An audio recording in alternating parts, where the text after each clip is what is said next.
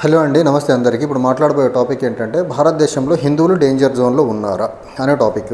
ఈ టాపిక్ ఎందుకు మాట్లాడాల్సి వస్తుంది అంటే మహారాష్ట్రలో కొద్ది నెలల్లో అసెంబ్లీ ఎన్నికలు జరగబోతున్నాయి. ఈ క్రమంలో అక్కడ ఒక prominent leader Shiv Sena Uddhav Thackeray party head ఎవరైతే ఉన్నారో, యూబీటీ హెడ్, ఆయన ప్రెస్తో మాట్లాడుతున్న క్రమంలో ఒక రిపోర్టర్ ఒక క్వశ్చన్ అడిగారు. రీసెంట్గా వారాహి డిక్లరేషన్ బేస్ చేసుకొని పవన్ కళ్యాణ్ గారు చేసిన స్టేట్మెంట్ని బేస్ చేసుకొని ఒక క్వశ్చన్ అడిగారు. ఆయన భారతదేశంలో హిందువులు డేంజర్లో ఉన్నారనే క్వశ్చన్ అడిగితే దానికి ఉద్ధవ్ ఠాక్రే గారు రిప్లై ఇస్తా ఏమన్నారంటే, భారతదేశంలో హిందువులు డేంజర్లో లేరు, భారతీయ జనతా పార్టీ యొక్క అధికార కుర్చీ డేంజర్లో ఉంది.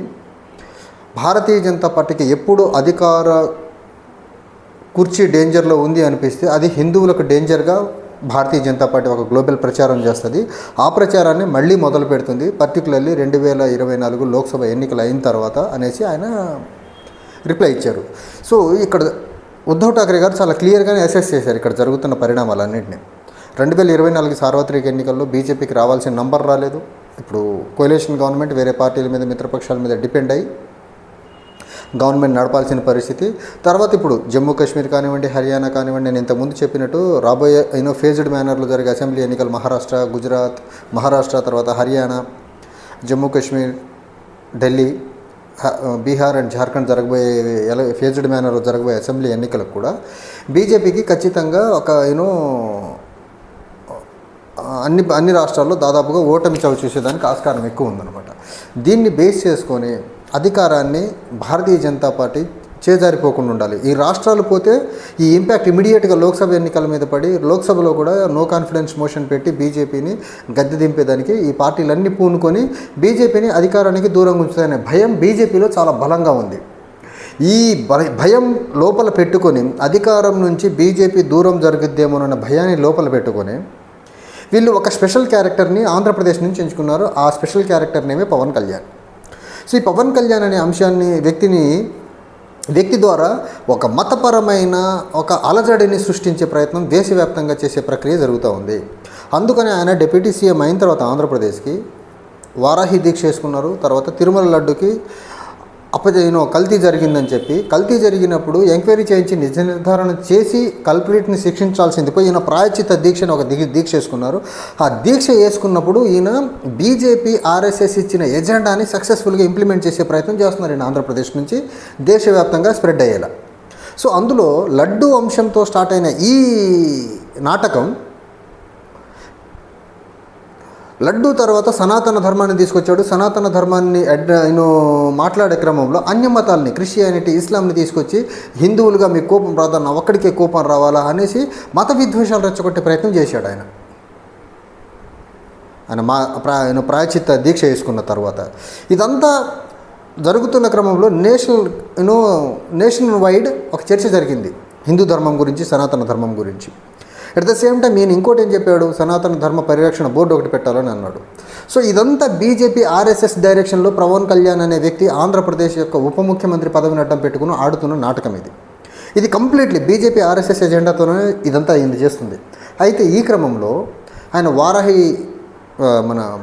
ప్రాయశ్చిత్త దీక్షను ముగించుకొని వారాహి డిక్లరేషన్ అనే సభ పెట్టారు. ఆ సభ పెడతా అక్కడ వీళ్ళ హిడెన్ ఎజెండా బయటపడింది ఆ వారాహి డిక్లరేషన్ యాత్రతో. వారాహి డిక్లరేషన్ యాత్ర డిక్లరేషన్ సభ పెట్టినప్పుడు అసలు ఇష్యూ స్టార్ట్ అయిందేమో తిరుమల లడ్డు గురించి.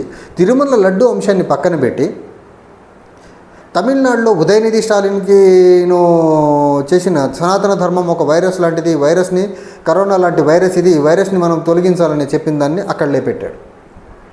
రాహుల్ గాంధీ అయోధ్య రామ మందిరంలో జరిగిన ఆ ఇనాగ్రల్ ఈవెంట్ని నాచ్గానా అన్నాడని రాహుల్ గాంధీని తగిలేలా చేశాడు ఈయన.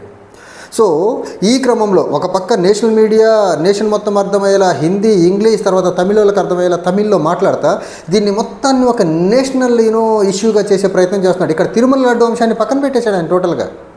లాస్ట్కి ఎప్పుడో మళ్ళీ తిరుమల లడ్డు గురించి మాట్లాడాడు ఆయన. తిరుమల లడ్డు గురించి తక్కువ మాట్లాడలే, తిరుమలలో వేరే అవకతవకలు ఎక్కువ జరిగినాయని చెప్పాడు. లడ్డు అంశాన్ని పక్కన పెట్టేశాడు కంప్లీట్గా.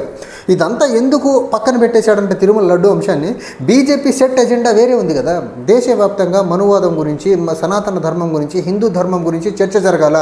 వేరే మతస్థులు హిందూ మతం మీద దాడి చేస్తున్నారని చర్చ జరిగితే బీజేపీకి రాబోయే అసెంబ్లీ ఎన్నికల్లో కొద్దిపాటి ఫైదా ఏమైనా జరిగితే తద్వారా లోక్సభలో మధ్యంతరంగా ఈయన్ని ప్రధానమంత్రి నుంచి గద్దె దింపారనే ఒక కుట్ర పూని, ఆ కుట్ర మొత్తానికి ఒక స్పెషల్ క్యారెక్టర్ని ఎన్నుకొని, పవన్ కళ్యాణ్ అనే ఒక స్పెషల్ క్యారెక్టర్ని ఎన్నుకొని, ఆ క్యారెక్టర్ ద్వారా బీజేపీ తన రాజకీయంగా మత రాజకీయ ఎజెండాని ముందు పెట్టి, పవన్ కళ్యాణ్ని ముందు పెట్టి నడిపిస్తూ ఉంది.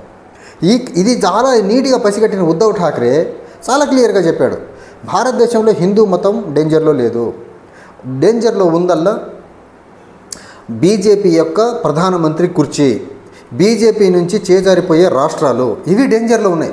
సో బీజేపీకి ఎప్పుడు ఇబ్బంది వచ్చినా వాళ్ళు అడ్డం పెట్టేది హిందూ మతాన్ని. సో జనాలు ఏంటి, మతం అనే ఒక దాంట్లో ఎమోషన్కి కనెక్ట్ అయ్యి బీజేపీకి కొంచెం మైలేజ్ ఇచ్చేస్తున్నారు. తద్వారా వాళ్ళు ఎలక్టరల్ గెయిన్స్ పొంది అగైన్ కుర్చీ పదిలంగా వాళ్ళ చేతుల్లో ఉంచుకుంటున్నారు. గుజరాత్, మధ్యప్రదేశ్ ఇలాంటి రాష్ట్రాల్లో కొన్ని దశాబ్దాలుగా వాళ్ళ అధికార పీఠాన్ని ఎందుకు దగ్గరగా ఉంచుకొని వదలట్లేదంటే అక్కడ మతపరమైన అంశాల చుట్టూ రాజకీయాలు చేస్తారు తప్ప ఆ రాష్ట్రాల యొక్క అభివృద్ధి గురించి, ఆ రాష్ట్రాల యొక్క ప్రజలకు మేలుపడే అంశాల గురించి రాజకీయాలు బీజేపీ ఎప్పుడూ చేయదు. గత 10 సంవత్సరాల్లో చూసుకోండి మీరు. హిందూ సమాజం ఆర్ హిందూ ధర్మం డేంజర్లో ఉందంటే దేశాన్ని పరిపాలిస్తుంది ఎవరు? ప్రధానమంత్రిగా ఎవరున్నారు? ఇదే హిందుత్వాన్ని నెత్తినెక్కించుకున్నట్టు బీజేపీనే కదా. మరి మీ పరిపాలనలోనే డేంజర్లో ఉందంటే మీరు హిందూ ధర్మాన్ని రక్షించట్లేదనే కదా అర్థం. మీరే ప్రధానమంత్రిగా ఉన్నారు, మెజారిటీ రాష్ట్రాలు మీరు లేకపోతే మీ మిత్రపక్షాలు పరిపాలిస్తున్నాయి. మరి మీ పరిపాలనలోనే హిందూ ధర్మము డేంజర్లో ఉందంటే మీరు పనికిరారనే కదా పరిపాలించేదానికి. మీరు హిందూ ధర్మాన్ని సంరక్షించట్లేదనే కదా దీని అర్థం. మీరు హిందూ ధర్మాన్ని కరెక్ట్గా సంరక్షించే వాళ్ళైతే ఇలాంటి అరాచకాలు నిజంగా వేరే మతస్థులు నిజంగా చేసేదానికి కూడా సాహసించే వాళ్ళు కాదు కదా. సో ఇదంతా క్లియర్. మీరే దేశంలో అధికారంలో మీరే ఉన్నారు, మెజారిటీ రాష్ట్రాల్లో అధికారంలో మీరే ఉన్నారు, మళ్ళీ హిందూ ధర్మం డేంజర్లో ఉందంటారు. దీన్ని ఎలా అర్థం చేసుకోవాలా? హిందూ ధర్మం ఎప్పుడూ డేంజర్లో లేదు. ప్రపంచంలో ఎన్ని మతాలు ఎన్ని కుట్రలు చేసినా హిందూ మతానికి వచ్చిన ఇబ్బంది లేదు. వచ్చిన ఇబ్బంది వల్ల బీజేపీ రాజకీయాలకి ఇబ్బంది వచ్చినప్పుడల్లా హిందూ మతాన్ని అడ్డం పెట్టుకుంటారు. సో అది చాలా క్లియర్గా ఉద్ధవ్ ఠాక్రే పసిగట్టి చాలా క్లియర్గా అక్కడున్న లోకల్ ప్రెస్కి అడ్రస్ చేసే ప్రయత్నం చేశారు. కానీ ఈ విషయం మొత్తంలో ఒక నేషనల్గా జోకర్ అవ్వబోతున్న వ్యక్తి ఎవరైనా ఉన్నారంటే పవన్ కళ్యాణ్.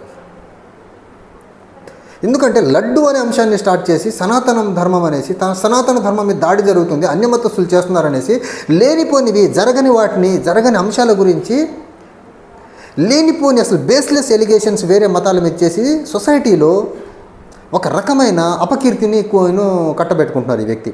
ఆయన బీజేపీ ట్రాప్లో ఉన్నాడు, ఆర్ఎస్ఎస్ ట్రాప్లో ఉన్నాడు, మనువాదుల ఎజెండా ముందుకు తీసుకెళ్లే క్రమంలో. ఎందుకంటే ఈయన బీజేపీతో పొత్తు లేకపోతే ఈయనకి రాజకీయంగా జీవితం లేదు. బీజేపీతో పొత్తు లేకపోతే ఈయన ఎమ్మెల్యే గెలవాడు, ఉప ముఖ్యమంత్రి అయ్యేవాడు కాదు. సో ఈయన పదవి ఈయనకు అవసరము. బీజేపీకి ఎలా అయితే దేశంలో ప్రధానమంత్రి పదవి, వివిధ రాష్ట్రాల్లో ముఖ్యమంత్రి పదవి అవసరమో, అలానే పవన్ కళ్యాణ్ అనే వ్యక్తికి రాష్ట్రంలో ముఖ్యమంత్రి, ఉప ముఖ్యమంత్రి, తర్వాత ఒక దగ్గర ఎమ్మెల్యేగా గెలవడం అవసరము. అది బీజేపీ మద్దతు లేకపోతే గెలవలేడు. కాబట్టి చాలా నీట్గా బీజేపీ, ఆర్ఎస్ఎస్ మనువాదులు ఇచ్చిన ఎజెండాని చాలా సక్సెస్ఫుల్గా 2 భుజాల మీద కాదు, భుజాలతో పాటు నెత్తి మీద పెట్టుకొని మోసే ప్రయత్నం చేస్తున్నాడు. దీని ద్వారా రాబోయే రోజుల్లో పవన్ కళ్యాణ్ రాజకీయంగా ఒక చావు దెబ్బ అయితే పక్కాగా తినబోతాడు. రాసి పెట్టుకోండి అన్నమాట. రాజకీయంగా ఒక చావు దెబ్బ తినబోతాడు. అర్థవంతరంగా నరేంద్ర మోడీ గవర్నమెంట్ సెంటర్లో పడిపోతే ఊహించుకోండి, రాజకీయంగా పవన్ కళ్యాణ్ అనే వ్యక్తి కనుమరుగవడం పక్కా. ఇది దేశ రాజకీయాల్లో జరిగే ఒక పరిణామాలని నిశ్చితంగా గమనించి చెప్తున్నాను. మధ్యంతరంగా నరేంద్ర మోడీ గవర్నమెంట్ దేశంలో దిగిపోయింది సెంటర్లో, పవన్ కళ్యాణ్ అనే వ్యక్తి రాజకీయంగా కనుమరుగైపోతాడు. ఇందులో ఎలాంటి సందేహం లేదు నాకు ఈ మాట చెప్పేదానికి. Thank you.